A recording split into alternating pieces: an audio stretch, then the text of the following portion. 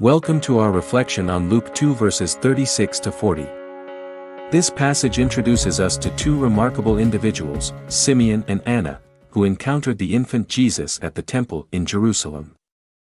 Simeon, a righteous and devout man, had been promised by the Holy Spirit that he would see the Lord's Messiah before he died. Guided by the Spirit, he came to the temple that day, carrying the hope of generations. When Joseph and Mary presented the baby Jesus for the ritual of purification, Simeon took him into his arms. Overwhelmed with emotion, he declared, "Lord, now lettest thou thy servant depart in peace, according to thy word, for mine eyes have seen thy salvation, which thou hast prepared before the face of all people, a light to lighten the two Gentiles, and the glory of thy people Israel." Simeon's words express a profound sense of fulfillment. He had waited his entire life for this moment, and now, in holding the Messiah, he knew his purpose was complete. His testimony is a powerful reminder that God's promises are always fulfilled. Also present that day was Anna, a prophetess who spent her days in the temple, fasting and praying. She, too, recognized the divine significance of the infant Jesus. Joining Simeon in praise, she spoke to all who were looking forward to the redemption of Jerusalem. The presence of Simeon and Anna at this pivotal moment highlights the importance of faith, prayer, and perseverance. They remind us that even in old age, our lives can still be filled with purpose and meaning. This passage invites us to reflect on our own encounters with God. Have we, like Simeon and Anna, cultivated a deep and abiding faith? Do we spend time in prayer and seek to discern God's presence in our lives? Are we open to the unexpected ways in which God reveals Himself? Let us strive to live lives of faith and hope, trusting in God's promises and sharing the good news of salvation with others. May we, like Simeon and Anna, be witnesses to the wonder of God's love. Let us strive to live lives of faith and hope, trusting in God's promises and sharing the good news of salvation with others. May we, like Simeon and Anna, be witnesses to the wonder of God's love. Thank you for joining us today. For more reflections on the Gospel, please subscribe to our channel Daily Dose of Divine, and you can also follow us in Facebook and Instagram. God bless.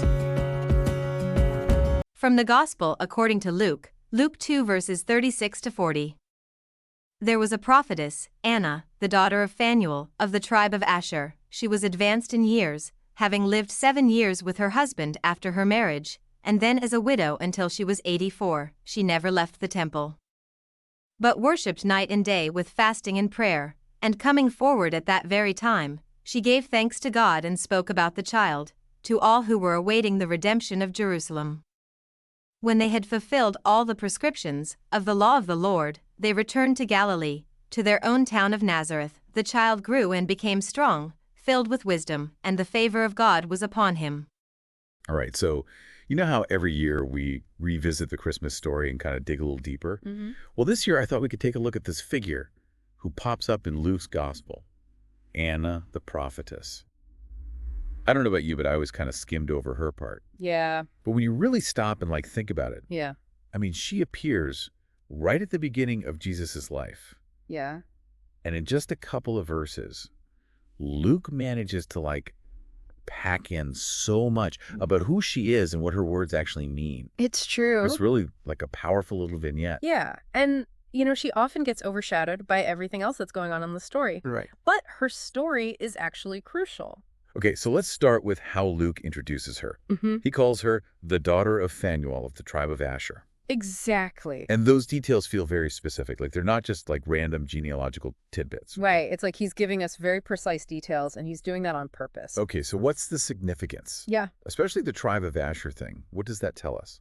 Well, the tribe of Asher was actually known for its strength. Way back in Jewish history, they were known for their military leadership. Huh, interesting. So it makes you wonder if Luke is subtly suggesting that she kind of inherited some of those qualities. Okay, yeah, I see what you mean. Like a strength of character, or maybe even a leadership role within her own community. Yeah, it's fascinating how, One little detail can open up all these questions. Then there's the fact that she's specifically called a prophetess. Yeah.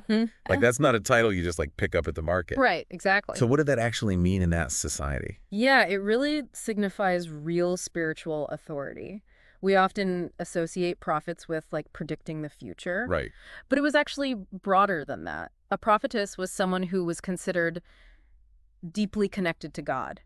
Someone who was recognized for their spiritual insight. Okay. And their words carried a certain, like, divine weight. And then Luke goes on to emphasize her piety, her dedication to the temple.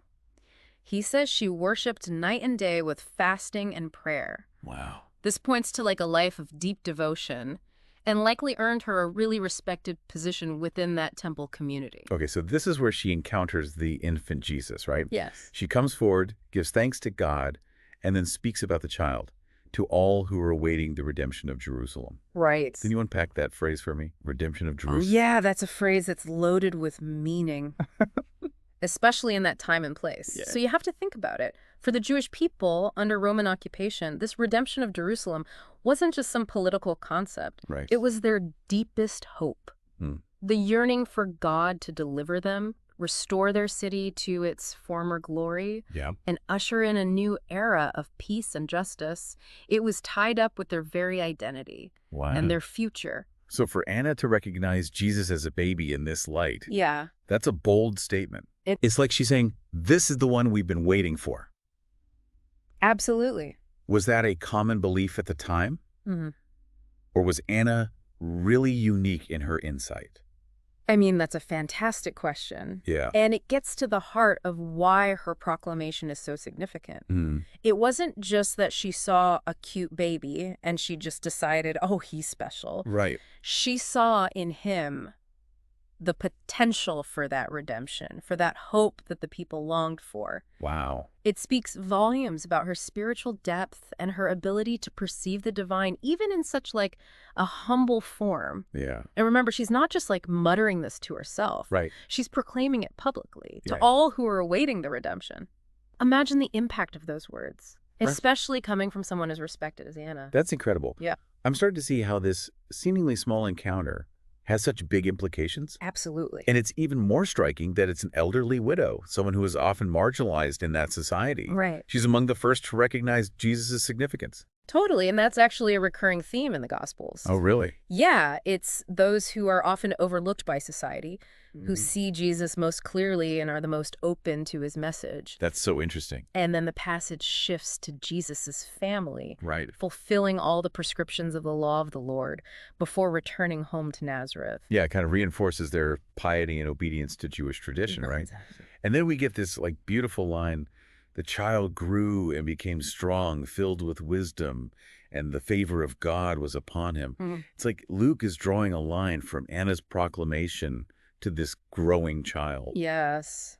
and preparing us for what's to come. It's almost like foreshadowing, Yeah. hinting at the impact Jesus will have. This image of him growing in wisdom and in God's favor, it stays with the reader, like Right. planting the seed for the unfolding story of his life and ministry.